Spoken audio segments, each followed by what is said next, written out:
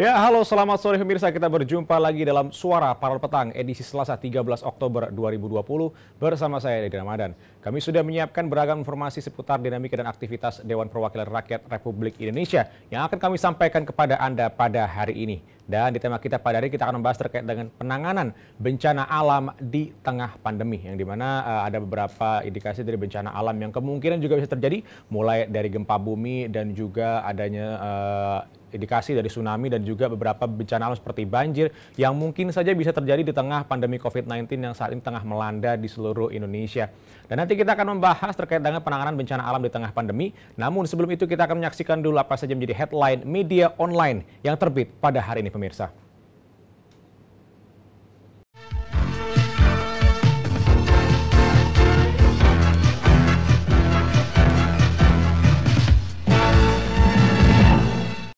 Headline media online pertama dari detik.com di sini membahas banjir dan longsor di Garut. 1.000 orang mengungsi, ratusan rumah terdampak.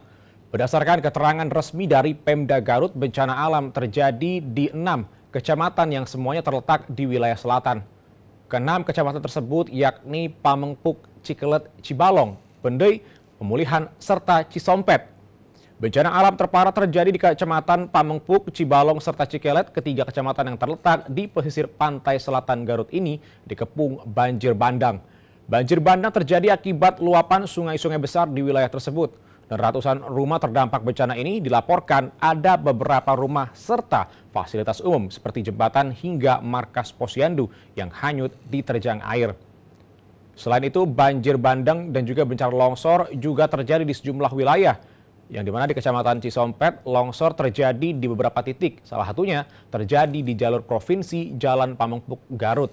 Longsor yang terjadi di Cisompet juga membuat sebuah rumah milik warga pun ambruk. Sementara itu di Kecamatan Pendei, longsor membuat sebuah jalan kabupaten rusak parah dan amblas sekitar 30 meter.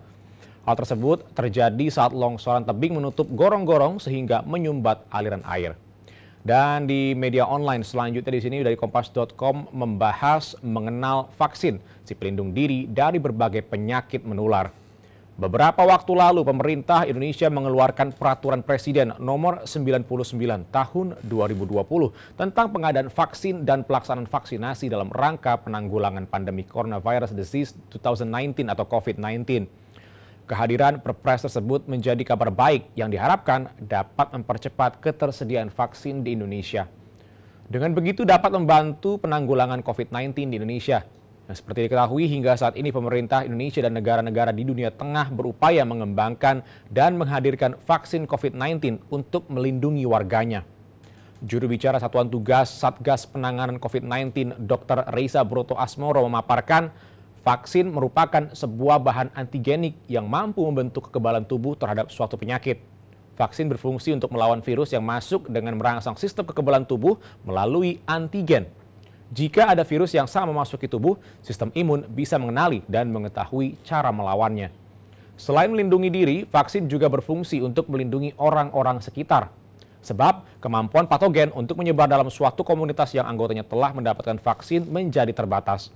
Hal inilah yang disebut sebagai kekebalan kelompok. Melalui kekebalan kelompok, orang-orang yang tidak bisa divaksinasi juga akan terlindungi seperti orang dengan imunitas rendah atau yang memiliki penyakit kronis. Terkait keamanan dan keefektifan sebuah vaksin, Reisa mengungkapkan sebelum diedarkan ke masyarakat, vaksin akan melalui beberapa tahapan uji klinis terlebih dahulu. Dr. Reisa menambahkan efek samping berat akibat vaksin sangat jarang terjadi. Namun, efek samping ringan mungkin muncul setelah dilakukan imunisasi seperti demam ringan, rasa tidak nyaman, kemerahan, dan sedikit bengkak di lokasi bekas suntikan.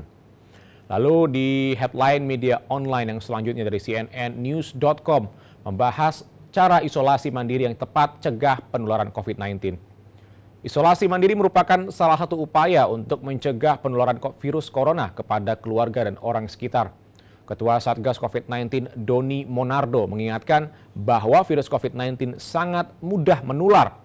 Penularan corona banyak terjadi di antara orang-orang yang dekat, baik itu keluarga, teman, atau sahabat, entah siapapun yang berinteraksi secara dekat. Bagi mereka yang terkonfirmasi mengidap virus COVID-19 atau yang baru kembali dari zona rawan tertentu, harus mengisolasi diri dan menjaga jarak dengan sekitarnya, khususnya orang-orang terdekat.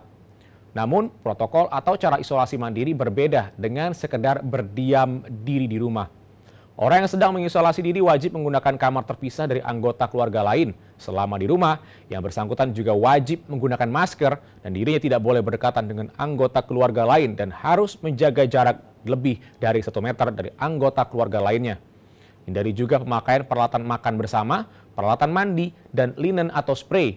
Yang kemudian, pasien yang sedang melakukan isolasi diri diperbolehkan keluar rumah atau ruang terbuka namun dengan persyaratan. Selain itu, isolasi diri bisa menjadi cara untuk memantau kesehatan diri sendiri. Selama isolasi, pasien harus mengukur suhu tubuh setiap hari dan secara saksama mengamati perkembangan gejala yang dialami. Pasien harus segera menghubungi fasilitas layanan kesehatan jika kondisi menjadi memburuk. Pemirsa, tadi sudah kita bahas kepada Anda headline media online. Saat lagi kami akan kembali lagi untuk membahas tajuk utama. Jadi pastikan Anda jangan kemana-mana.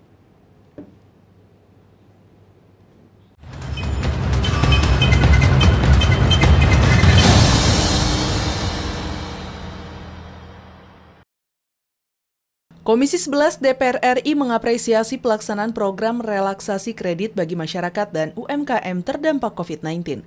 Program relaksasi kredit dinilai efektif di tengah kondisi keuangan masyarakat yang tidak stabil akibat pandemi COVID-19. Anggota Komisi 11 DPR RI Muhammad Misbakun mendukung upaya pemerintah dalam menstabilkan ekonomi nasional di tengah hantaman pandemi. Salah satunya dengan program restrukturisasi kredit bagi masyarakat dan UMKM. Menurutnya, kelonggaran pembayaran kredit sangat efektif diterapkan di masa pandemi seperti saat ini, agar para debitur dan UMKM lebih fokus menata kembali perekonomian dengan jaminan aset tetap aman di pihak perbankan. Proses restructuring kan butuh waktu, dan kemudian butuh kondisi-kondisi khusus yang harus disiapkan bagaimana mereka secara individual sebagai debitur itu tertolong dengan skema restrukturisasi. Muhammad Misbakun menambahkan, skema restrukturisasi sendiri dalam skala yang lebih besar dan kompleks tertuang dalam peraturan OJK nomor 11. Selama ini diyakini menjadi jembatan penghubung antara pihak perbankan dengan para debitur untuk saling mendukung di tengah perlambatan ekonomi nasional akibat pandemi COVID-19. Dari sisi aturan yang lebih besar, itu ada POJK 11. Bagaimana posisi aset setelah mereka melakukan restructuring. Tingkat kolektabilitas diatur, dan kemudian pasca restructuring itu kan butuh kondisi ekonomi yang stabil, butuh ekonomi yang berjalan. Fajar Ilhami dan Bari, TVR Parlemen melaporkan.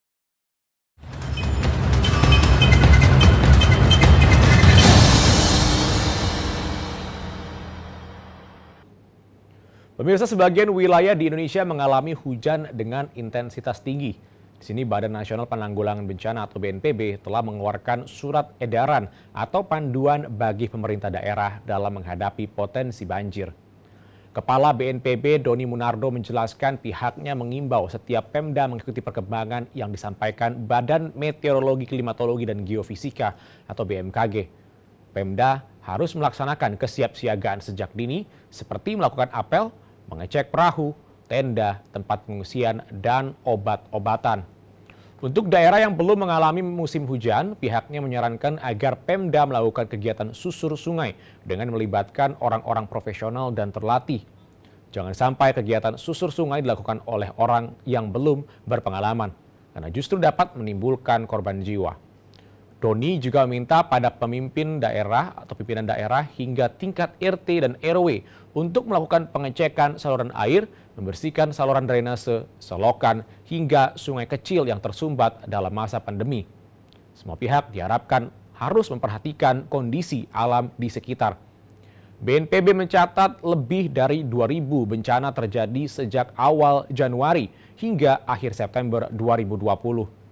Berdasarkan data BNPB, sebanyak 99% bencana yang terjadi merupakan bencana hidrometeorologi.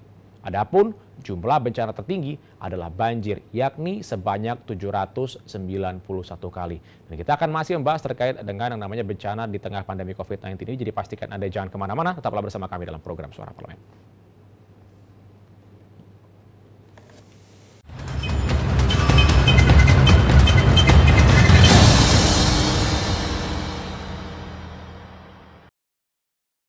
Komisi 6 DPR RI mendesak pemerintah menindak tegas perusahaan swasta dan BUMN yang terbukti melanggar aturan protokol kesehatan COVID-19. Ditemui di gedung DPR RI Jakarta, Wakil Ketua Komisi 6 DPR RI Martin Manurung mengatakan, perusahaan swasta maupun BUMN yang terbukti melanggar aturan kedisiplinan protokol kesehatan COVID-19 harus ditindak tegas oleh pemerintah dengan memberikan sanksi teguran, pencabutan izin, dan penutupan sementara korporasi.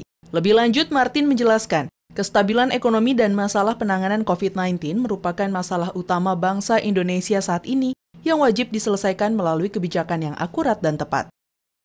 Pemerintah harus tegas untuk memastikan perusahaan-perusahaan baik itu BUMN maupun swasta untuk menjalankan protokol kesehatan. Penegakan protokol kesehatan itu harus tegas, jadi kalau memang ada yang melanggar ya harus diberi sanksi. Jadi pemerintah harus bisa memastikan itu, karena kalau tidak nanti selalu akan terjadi konflikting antara masalah kesehatan dan ekonomi.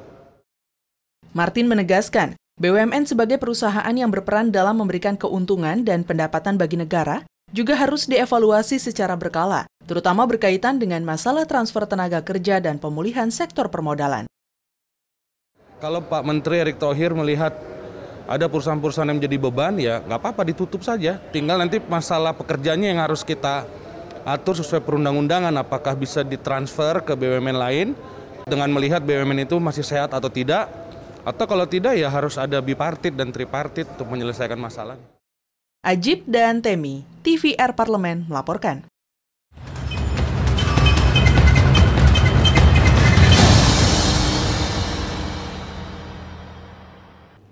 Pemirsa, pada masa pandemi seperti kali ini dalam melakukan antisipasi banjir tetap harus disesuaikan dengan protokol kesehatan. Ketua Komisi 8 DPR RI, Yandri Susanto, mengatakan pihaknya mengusulkan perubahan terhadap Undang-Undang Nomor 24 Tahun 2007 tentang penanggulangan bencana, salah satunya sebagai bentuk cepat tanggap terhadap pandemi COVID-19.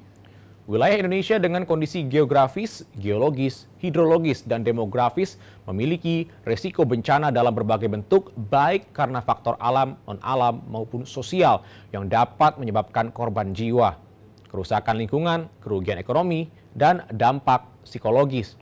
Undang-Undang Nomor 24 Tahun 2007 tentang penanggulangan bencana sudah tidak sesuai dengan perkembangan kebencanaan yang terjadi. Diperlukan penanggulangan bencana yang lebih terencana, terkoordinasi, dan terpadu untuk menjawab kebutuhan di masyarakat. Dan ini tentunya kita berharap nantinya akan ada penyesuaian lagi dari Undang-Undang Nomor 24 Tahun 2007 tentang penanggulangan bencana yang dimana sudah tidak sesuai lagi dengan perkembangan kebencanaan yang terjadi, yang nantinya ini bisa menjadi peningkatan dari kinerja dari BNPB dan juga pemerintah untuk bisa mengantisipasi dan juga menanggulangi bencana yang mungkin saja bisa terjadi pada masa pandemi COVID-19 kali ini. Pemirsa, tadi sudah kita bahas kepada Anda apa saja yang menjadi headline media online dan juga tajuk utama yang barusan kami bahas bersama dengan Anda. Dan berakhirlah sudah rangkaian acara Suara Parlemen edisi hari ini. Saya Dadi Ramadan. Atas nama kerabat kerja yang bertugas mengucapkan terima kasih atas perhatian Anda. Sampai jumpa.